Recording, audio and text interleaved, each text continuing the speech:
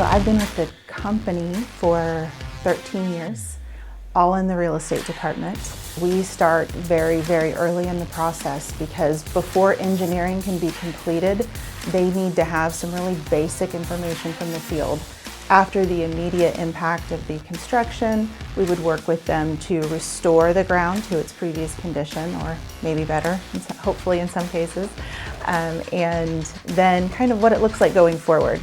A lot of people may not understand easements, and so there are rights that we have to have our facilities there, but it's still owned by the landowner, so they would still maintain them. We're there every day, right? They see us for a month. Maintenance will be back, vegetation will be back, even though they may not be real happy to see us. Construction it's big, it's noisy, it's loud, it's messy.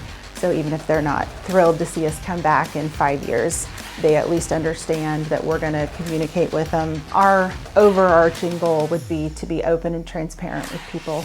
And easement rights are perpetual, which means they're there forever. When we build lines, obviously we expect them to be there for a very long time. We know we're going to be back, so definitely we will be talking with them again.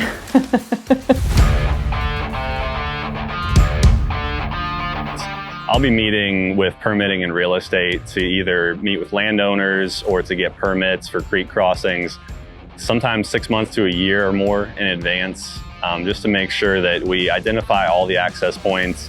If we need to cross a creek, like the big one that's behind us, we'll have to figure out what kind of culverts we need, and then permitting will have to apply for those permits to make sure we have them in time to start the project. So we definitely have to trim the trees back and make sure they stay as far as we can get them from the lines, because they're always going to come back.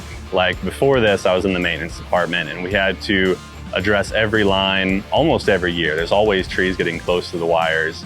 And if they contact the wires or get within a certain distance where it's unsafe to trim, then we have to shut that line down. Or if a tree is too close and it blows into the lines, then we're going to have an outage. And that's not good for anybody's reliability. It could cause a big outage. So trimming the trees is pretty important, and maintaining them to be as far back as we're allowed to is pretty critical, because we only have a certain number of resources, certain number of crews to tackle the whole system. And when we come back and we restore the project, we'll come back in and seed the whole thing with grass or a native mix, something that'll encourage there to be lower growing species instead of tall trees right under the lines.